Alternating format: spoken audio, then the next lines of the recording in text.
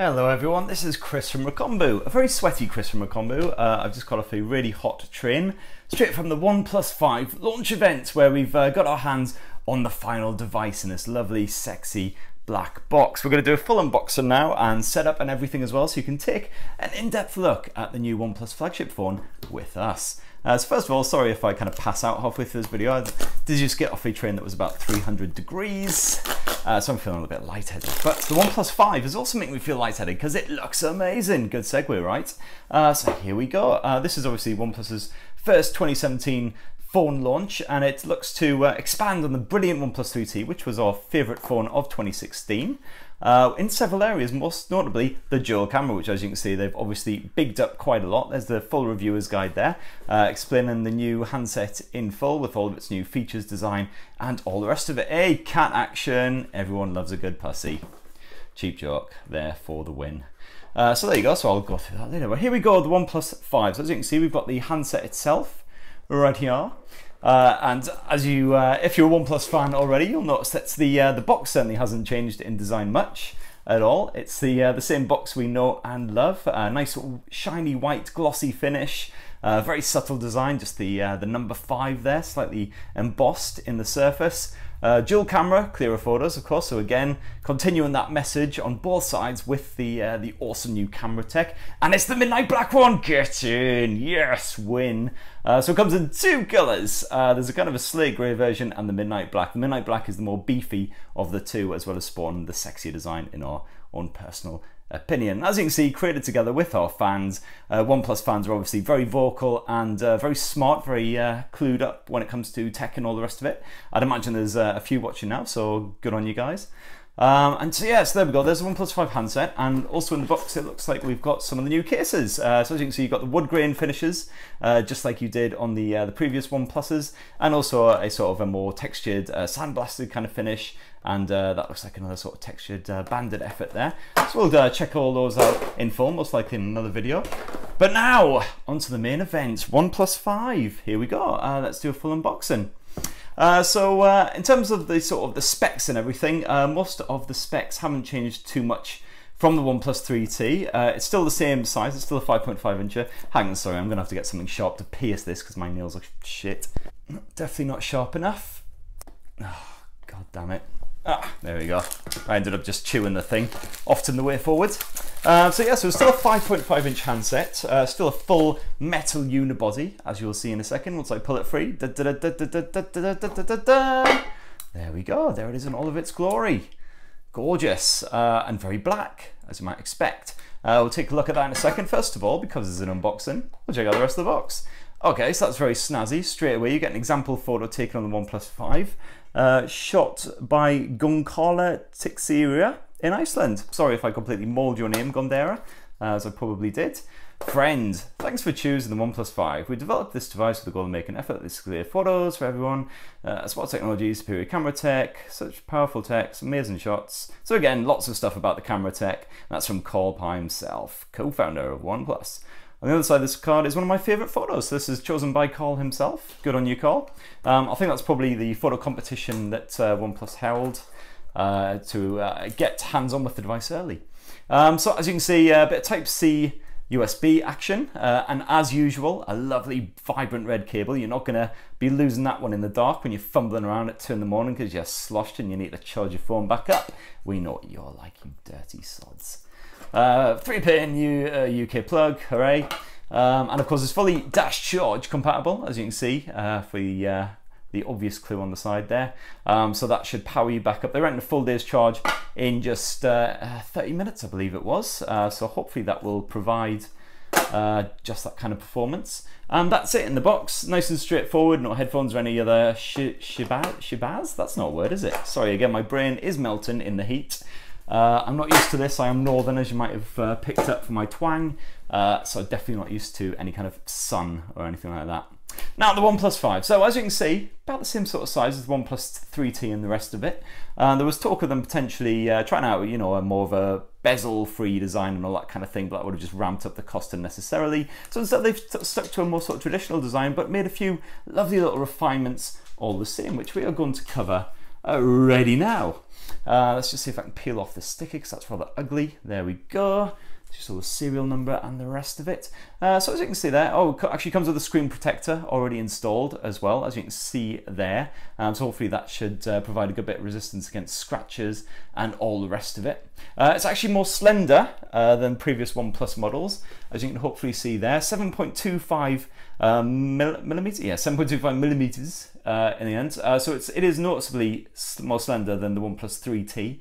It's got this very nice, almost sort of unibody design with what they call the horizon separation, which basically is supposed to be partially in light, partially in dark, or whatever it was. They were talking a lot at the launch. A lot of it kind of went over my head like, when it comes to the design side of things. But as you can see, it's got an iPhone style banding on it below and above on the rear plate there, and just curves around neatly around the edges. And as you can see at the sides here, we've got the usual kind of controls. So we have, of course, the silent loud modes slider, alert slider, I believe it's known as. So you can stick it on full silent if you're about to slip into a meeting and take it back off when you get out. So that's a nice, convenient way of sticking it on vibrate. You also, of course, get the volume rocker. You get a power button over on the right edge, and of course the SIM tray just above that. Kind of hard to pick up some of this as it is the midnight black version, but hopefully you're making this all out all right. You've got a speaker down below there, nice metal grating there, Type-C USB and 3.5mm headphone jack. So don't worry if you've got old school headphones or earphones, you can still get those plugged in and get that top quality kind of audio experience. And of course, one of the major differences is of course the new dual lens camera. As you can see, it's no longer centrally positioned like it was on the OnePlus 3T and prior phones. It's now moved into this corner. That's just to kind of just to jumble around the insides and sort of make it all fit together. And you also of course get the two-tone LED flash right there as well. And as you can see, it barely juts from the surface, only ever so slightly juts, not too bad at all. So it's nice and streamlined, lovely. It does actually look very, very attractive indeed. Definitely our most favorite looking of all of the OnePlus phones to date. And of course, as I said before, you can pick it up in midnight black or in slate grey. Both handsets are made from full aluminium. They're not water resistant, unfortunately. No water resistance in the OnePlus 5, as we'd kind of hoped that we would get, to bring it more in line with other flagships such as the HTC U11, Samsung Galaxy S8 and S8 Plus, Sony Xperia XZ Premium and all the rest of it. But hey ho, you can't have everything, can you? Hopefully it's got some charge already in it, and then we can start smashing out. Yes, and take you on a bit of a tour of the handset itself. Show you a bit about what it's all about. So yeah, as you can see, powered by Android, full Android Nougat with a bit of Oxygen OS thrown on top of it. So that adds a few bonus features. They didn't cover many of the features in the launch, but I know of a couple, which I will go through with you. Welcome, not in the United States, we're on the United Kingdom, not Espanol, English, United Kingdom, thank you. Let's go, hey ho, let's skip the SIM card for now, I'll check that in later. Set up as a fresh phone, so I'm gonna get connected to my network now, just gonna cut away for that.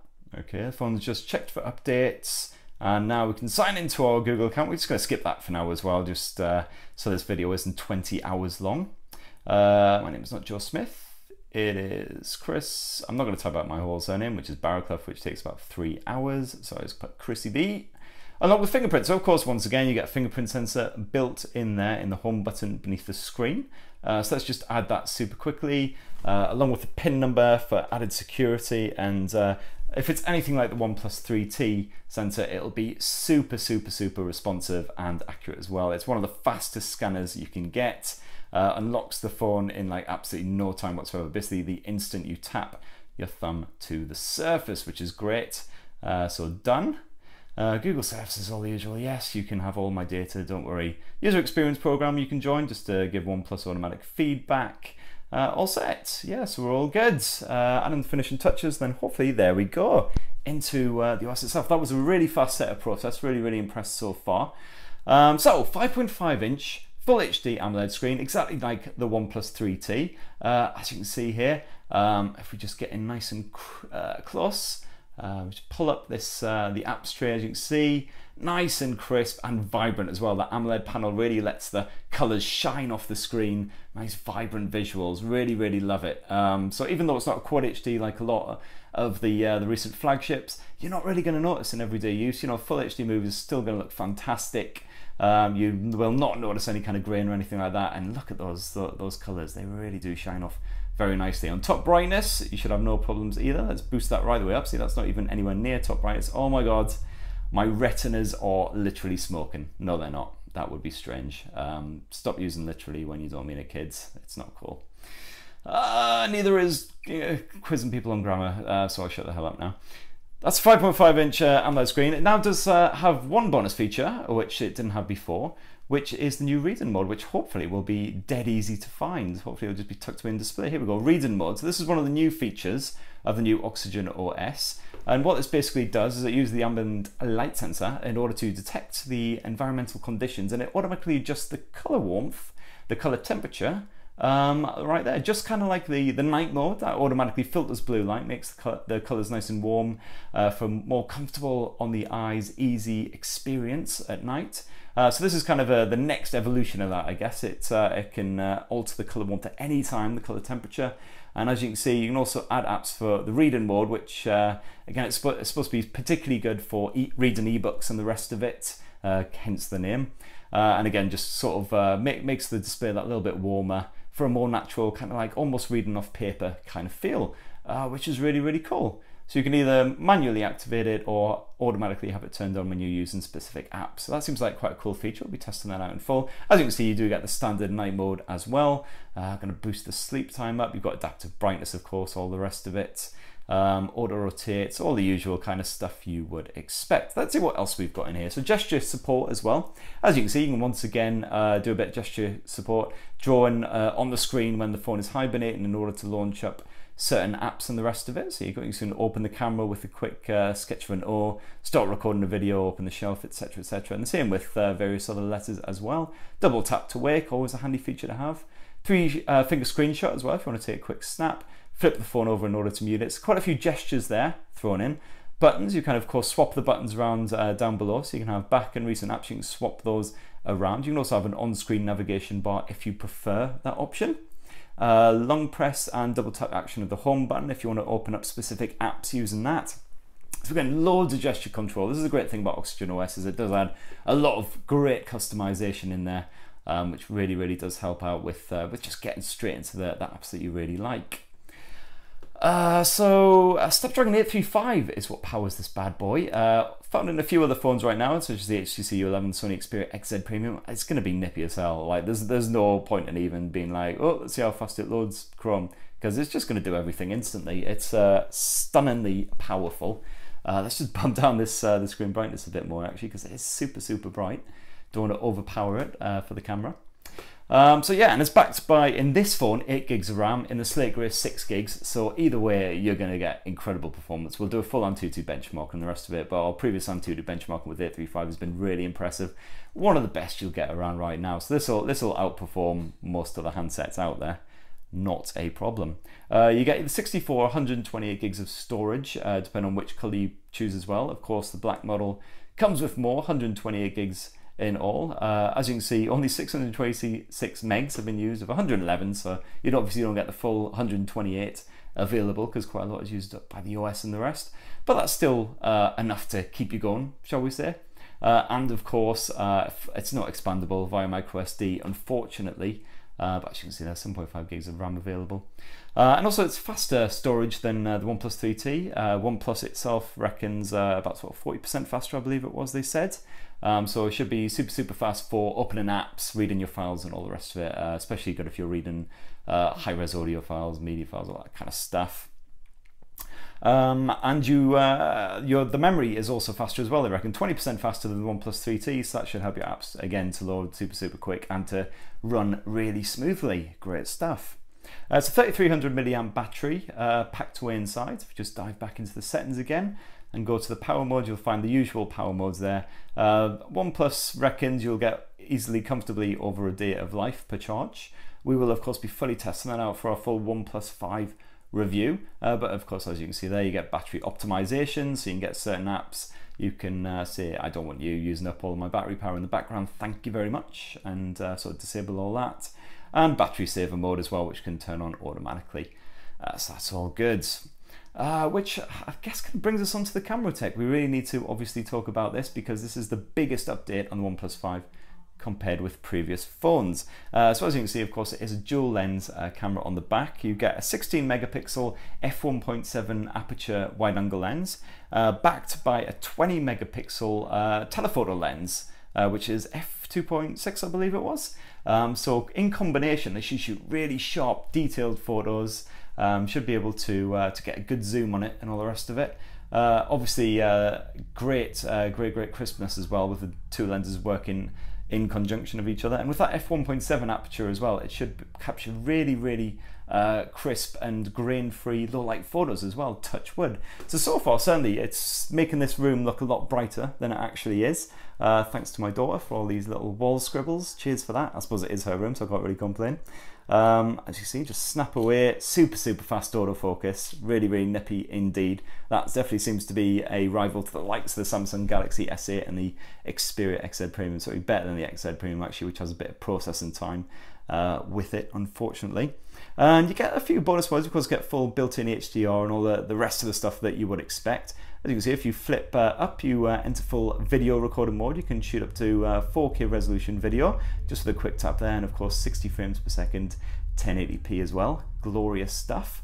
If we dive into the settings, you can see you get a variety of different other modes as well. You get full manual controls. So as you can see there, you can mess around with the shutter speed, white balance, ISO levels, all the rest of it. Great stuff. And there we go. It's a nice little turny wheel. You just twist. There you go.